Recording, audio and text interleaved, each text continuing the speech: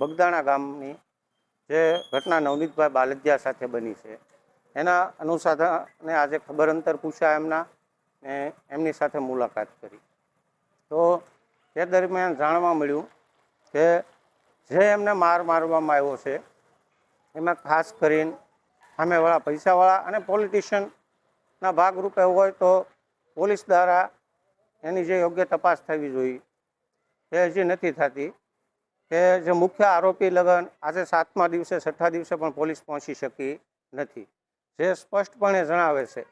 અને જે કલમો શરૂઆતના ધોરણે જો આજે એટલો બધા ધારાસભ્યશ્રીઓ, સમાજના આગેવાનો અને બધા જ લોકોએ મુલાકાત લીધા પછી કલમોમાં વધારો કરવામાં આવ્યો. નકર જો આ કોઈ નોર્મલી આમની જવા દીધું હોત તો કલમોમાં એને જ રહે હોય.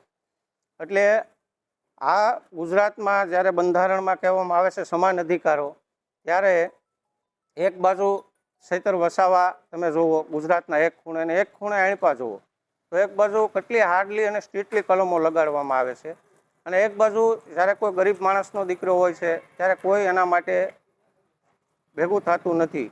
કોઈ પણ સંસ્થા કે કોઈ પણ સંવિધાન એટલી બધું લેતું નથી સિરિયસ. આજે એ અનુસંધાને નવનીતભાઈ બાલદિયાને અમે બાહેધરી આપી છે કે આવનારા સમયમાં જે કાંઈ થશે અમારાથી તે અમે કરશું. અને આવતા સોમવારે બધા જ ધારાસભ્યો પણ મળવાના છે કે ખાસ કરીને જે પોલીસ તંત્ર છે એ અત્યારે પોલિટિકલી દબાણ કાર્ય કરતા હોય છે અથવા અત્યારે ગુજરાતમાં કરપ્શન ખાસ કરીને વધી ગયું છે. જે કારણો હોય તે વહેલાથી વહેલા સામે લાવવામાં આવે.